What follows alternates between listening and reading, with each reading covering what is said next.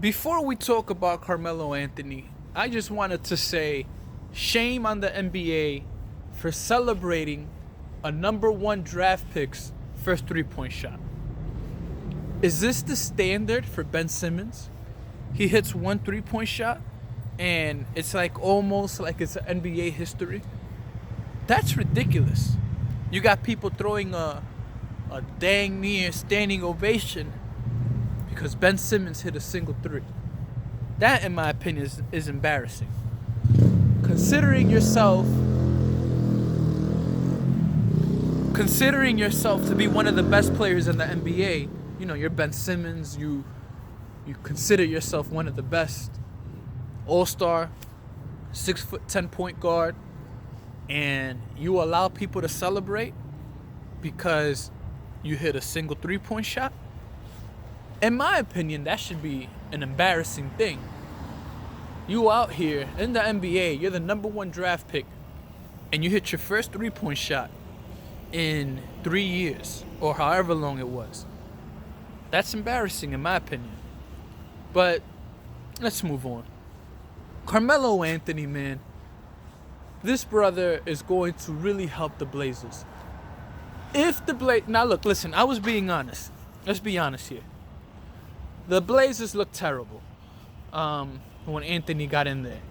CJ McCollum does not pass that rock. I can see why the Blazers are the worst team in the NBA when it comes to assists, because that team does not pass the ball. And I was getting a little frustrated because Carmelo Anthony would be open and then CJ McCollum would chuck up a shot. And to me, that was frustrating. But if the Blazers can find a way to play team basketball and move that ball around,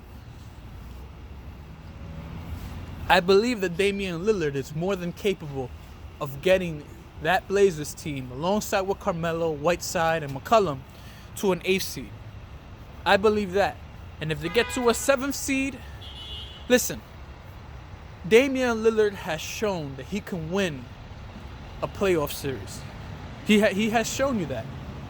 And so if the Blazers make a 7th seed, let's say 6th seed, because I would assume it's Lakers or Clippers at the 1 and 2. Then I would assume it's the Rockets, and then I would assume it's the Mavericks. I don't think the Blazers can beat any of those teams, to be honest with you. But suppose they matched up with a team like the Jazz or something like that. Everything makes noise in New York City. Hold on. Let me get out of here.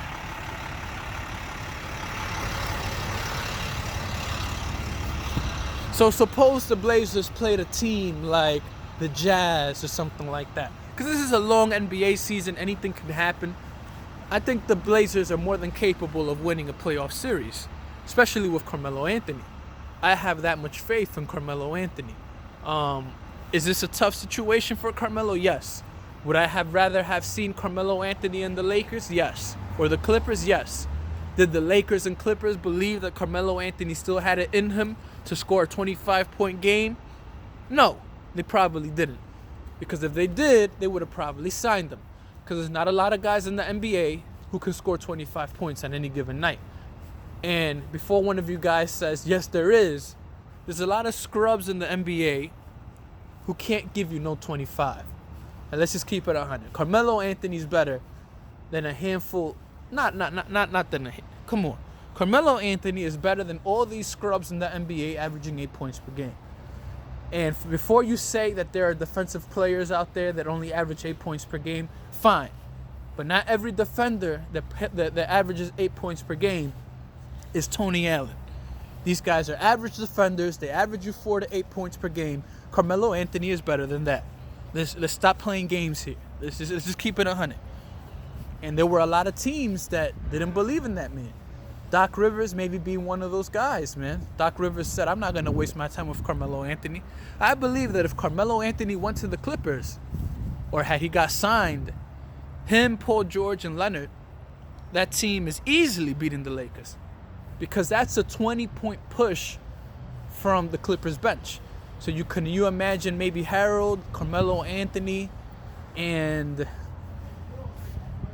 whoever comes out. I don't watch Clippers games, but whoever comes out. Oh, Lou Williams. You got Lou Williams, Carmelo Anthony, and Harold coming out the bench with Maurice Harkless, let's say, and I don't know who else. I know they have Patrick Beverly, but I believe Patrick starts. I don't know who their starting point guard is or their bench point guard is. But we'll go with that. Harold, Harkless, Carmelo Anthony. You go with those three guys. Carmelo Anthony can give you a push. And don't forget Lou Williams. Carmelo Anthony can really, really give you a push. And so I have that much trust in Melo, which other teams and execs didn't. Because obviously Melo didn't get signed until he went to the Blazers. And the only reason he went to the Blazers is because that team has been trying to recruit him for the last 2 seasons, when he chose OKC and when he chose Houston. And ultimately those 2 destinations threw him under the bus, because we see what happened to OKC when Melo left the picture. They got scraped by the Blazers, and then Houston didn't win a championship. So the 2 franchises that threw Melo under the bus, they ended up not winning. So we ultimately know that it wasn't Melo's fault. Same thing goes with the Knicks. The Knicks threw Melo under the bus. Look at how good the Knicks are now doing without Melo, right? The Knicks thought they were going to get bailed out by Kevin Durant and Kyrie Irving. And then they played DeAndre Jordan, who was supposed to be the centerpiece to getting Kevin Durant and Kyrie Irving to go there. How do you play DeAndre Jordan? And by play, I don't mean like playing him giving minutes. How do you disrespect? So my audience that's overseas doesn't get confused. How do you disrespect DeAndre Jordan when he's a New York Knick, when his best friends are Kyrie Irving and Kevin Durant? It doesn't make any sense. If I were in the Knicks management, DeAndre Jordan would be playing 40 minutes a game. DeAndre Jordan would be playing till he needs to be taken out in a stretcher.